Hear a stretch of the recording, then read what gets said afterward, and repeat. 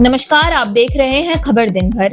देसी खबर वाला झारखंड पर रोज सुबह 6 बजे आने वाला आपका खास कार्यक्रम, जहां आपको मिलती है झारखंड की बीते 24 घंटे की सबसे जरूरी और काम की खबरें, आसान भाषा और देसी अंदाज में।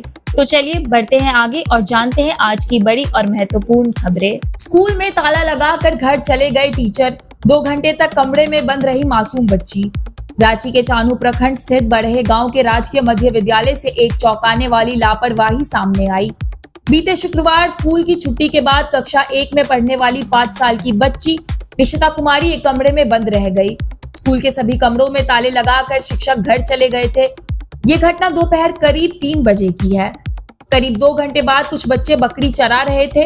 तभी उन्होंने बच्ची के रोने की आवाज सुनी। जब खिड़की से झांका तो देखा कि निशिता कमरे में अकेले रो रही है। इसकी जानकारी तुरंत गांव वालों और परिजनों को दी गई। गांव वालों ने जब प्रभारी प्रधानाचार्य गन्ना उरांव को फोन किया तो उन्होंने बेपरवाही से कहा, बच्ची ठीक है ना, मर तो नहीं गई। लेकिन इसके बाद भी वे स्कूल नहीं पहुंचे। आखिरकार ग्रामीणों ने कक्षा की ग्रिल तोड़कर बच्ची को बाहर निकाला और परिजनों को सौंपा। प्रधानाचार्य ने सफाई में बच्चों पर ही ठिकरा फोड़ा और कहा कि उन्होंने ही ताला लगाया होगा। लेकिन सवाल यह है कि स्कूल की छुट्टी के बाद कमरों की ठीक से जांच क्यों नहीं की गई। ये लापरवाही किसी बड़े हादसे का कारण बन सकती थी। देवघर एम्स में बड़ा हादसा, हॉस्टल से गिरकर घायल हुए एमबीबीएस छात्र की मौत। देवघर एम्स में एक दुखद हादसे में एमबीबीएस छात्र ध्रुव कुमार की मौत हो गई। आज बीते शनिवार दोपहर 12 बजे इलाज के दौरान उसने दम तोड़ दिया। ध्रुव गुरुवार रात करीब 8 बजे एम्स परिसर स्थित 5 मंजिला हॉस्टल से नीचे गिर गया था। गिरने के बाद वह गंभीर रूप से घायल हो गया था, लेकिन उस वक्त होश में था। उसे तुरंत एम्स के इमरजेंसी ब्लॉक में भर्ती कराया गया, जहां डॉक्टरों की टीम ने उसके पेट का ऑपरेशन किया। ऑपरेशन के बाद से ही वह बेहोश था और लगातार इलाज के बावजूद उसकी हालत में कोई सुधार नहीं हुआ। ध्रुव मध्य प्रदेश के अशोकनगर जिले का रहने वाला था। घटना की सूचना मिलते ही शुक्रवार को उसके माता पिता देवघर पहुंच गए थे। उधर देवीपुर थाना पुलिस ने भी मामले की जांच शुरू कर दी है। पुलिस ने घटनास्थल का निरीक्षण किया और शुरुआती पूछताछ की। एम्स प्रबंधन भी इस घटना को लेकर सतर्क है और पूरे मामले पर नजर बनाए हुए हैं। छात्र की मौत से एम्स परिसर में शोक का माहौल है। झारखंड टूरिज्म का चेहरा बन सकते हैं माही, मंत्री सुदीव्य कुमार से हुई खास मुलाकात।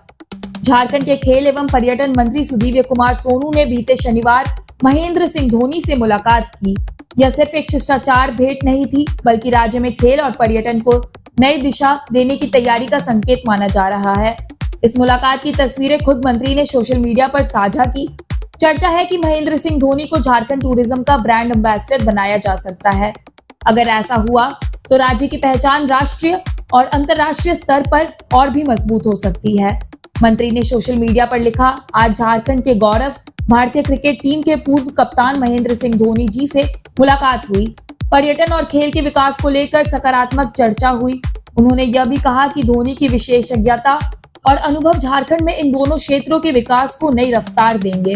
धोनी खुद झारखंड की माटी से निकले हैं और अगर सरकार के साथ मिलकर राज्य के युवाओं और पर्यटन को आगे बढ़ाने में भूमिका निभाते हैं तो यह प्रदेश के लिए बड़ी उपलब्धि होगी। अब सभी की नजर इस बात पर है कि क्या माही वाकई झारखंड टूरिज्म का चेहरा बनेंगे और राज्य के खेल ढांचे में उनकी क्या भूमिका तय होगी। चांडिल अंचल कार्यालय में घूसखोरी, राजस्व कर्मचारी रंगे हाथ गिरफ्तार। सरायकेला के चांडिल अंचल कार्यालय में पदस्थापित राजस्व कर्मचारी शनि वर्मन को बीते शनिवार दोपहर एसीबी जमशेदपुर की टीम ने 10,000 रुपए रिश्वत लेते रंगे हाथ गिरफ्तार कर लिया।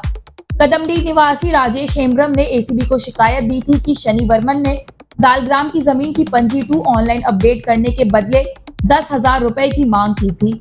शिकायत के सत्यापन के बाद एसीबी की टीम ने योजना बनाकर शनिवार दोपहर करीब 1 बजे उसे घूस लेते हुए गिरफ्तार कर लिया। गिरफ्तारी के बाद एसीबी टीम शनि वर्मन को अपने हाथ जमशेदपुर ले गई, जहां उसे पूछताछ की जा रही है। आगे की कानूनी कार्रवाई भी जारी है। इस कार्रवाई से अंचल कार्यालय में हड़कंप मच गया। कल्याण योजनाओं की समीक्षा बैठक में मंत्री चमरालिंडा सब कहा, लापरवाही बर्दाश्त नहीं होगी। अनुसूचित जनजाति, जनजाति और पिछड़ा वर्ग कल्याण विभाग की राज्य स्तरीय समीक्षा बैठक बीते शनिवार रांची के मोरहाबादी स्थित कल्याण कॉम्प्लेक्स में आयोजित हुई। बैठक की अध्यक्षता कल्याण मंत्री चमरा लिंडा ने की। इसमें विभागीय सचिव कृपानंद झा, आयुक्त कुलदीप चौधरी और राज्य भर के ITDA, परियोजना निदेशक व जिला कल्याण पदाधिकारी शामिल हुए। मंत्री चमरा लिंडा ने योजनाओं के प्रभावी क्रियान्वयन पर जोर देते हुए कहा कि पात्र विद्यार्थियों को छात्रवृत्ति और अन्य लाभ समयबद्ध तरीके से मिलना सरकार की प्राथमिकता है। उन्होंने प्री मैट्रिक और पोस्ट मैट्रिक छात्रवृत्ति के साथ साइकिल वितरण योजना की प्रगति की समीक्षा की। उन्होंने निर्देश दिया कि जिन जिलों में छात्रवृत्ति की राशि उपलब्ध है, वहां लंबित भुगतान शीघ्र पूरा किया जाए। वहीं पिछड़े वर्ग के छात्रों की छात्रवृत्ति के लंबित भुगतान को लेकर भारत सरकार से पत्राचार तेज करने का निर्देश भी विभाग को दिया। मंत्री ने साफ शब्दों में कहा कि योजनाओं के क्रियान्वयन में किसी भी स्तर पर लापरवाही स्वीकार नहीं की जाएगी। सभी योजनाओं को तय समय सीमा में जमीन पर उतारने के सख्त निर्देश दिए गए। इस दौरान सचिव कृपानंद झा और आयुक्त कुलदीप चौधरी ने योजनाओं की प्रगति रिपोर्ट भी प्रस्तुत की। पर्यटन विकास को लेकर बड़ी बैठक, पलामू किला और टाइगर सफारी पर बने अहम फैसले। झारखंड के पर्यटन और वन क्षेत्रों के समग्र विकास को लेकर बीते शनिवार मंत्री सुदीव्य कुमार के कार्यालय में एक अहम बैठक हुई। बैठक में वित्त मंत्री राधाकृष्ण किशोर, पर्यटन सचिव, वन सचिव और संबंधित विभागों के अधिकारी शामिल हुए थे। बैठक में राज्य के ऐतिहासिक और प्राकृतिक स्थलों के संरक्षण व संवर्धन से जुड़े कई प्रस्तावों पर विस्तार से चर्चा की गई। खासतौर पर पलामू किला के जीर्णोद्धार के लिए ITHRD द्वारा तैयार की गई विस्तृत परियोजना रिपोर्ट DPR को BCD से सत्यापित कराने, NIP जारी करने और ASI से मान्यता प्राप्त एजेंसियों के जरिए टेंडर निकालने का फैसला लिया गया। Jharkhand eco tourism authority JETA की गवर्निंग और एग्जीक्यूटिव काउंसिल में बदलाव कर परियोजनाओं को तेजी से क्रियान्वयन का रास्ता साफ करने पर सहमति बनी।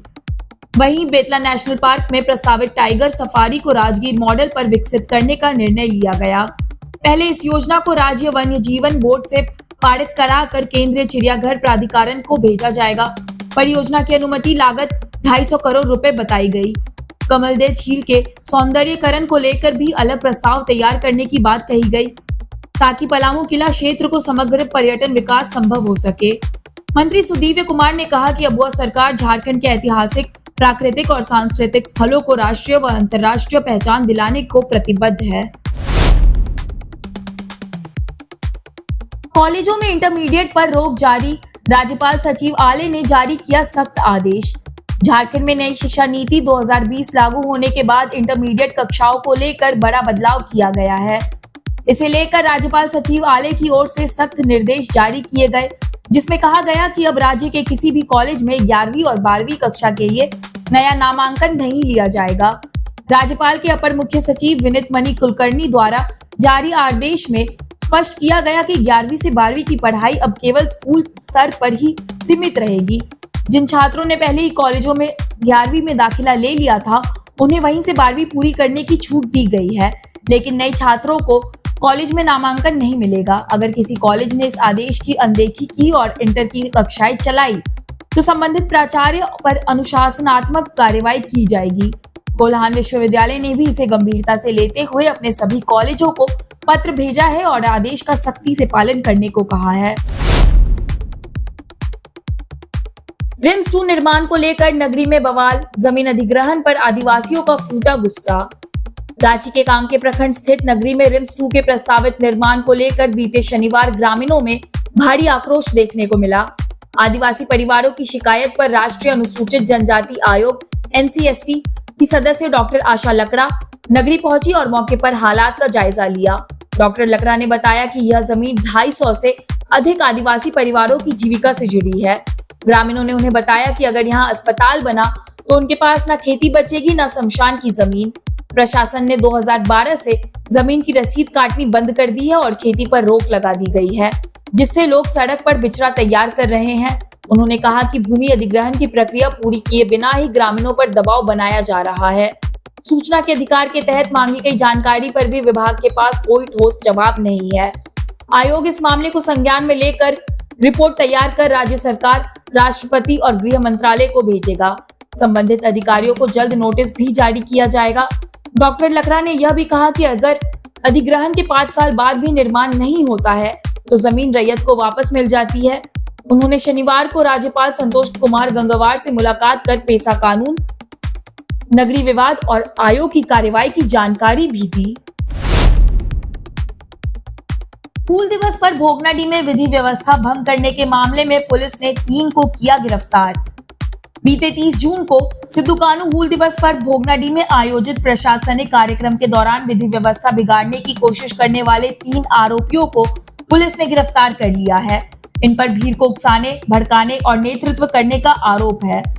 गिरफ्तार किए गए आरोपियों में बेटका मुर्मू निवासी बरहेट, नरसिंह मरांडी निवासी बोड़ोयो और चूनाराम बेसरा निवासी गोड्डा शामिल है। ये तीनों कार्यक्रम के दौरान मौजूद विधि विरोध भीड़ को सक्रिय रूप से भड़का रहे थे। पुलिस अधीक्षक अमित कुमार सिंह ने पुलिस लाइन स्थित कार्यालय में प्रेस कॉन्फ्रेंस कर इस कार्रवाई की जानकारी दी। उन्होंने बताया कि आरोपियों के खिलाफ संबंधित धाराओं में केस दर्ज कर उन्हें न्यायिक हिरासत में भेज दिया गया है। झारखंड की खबरों का सिलसिला यहीं समाप्त होता है।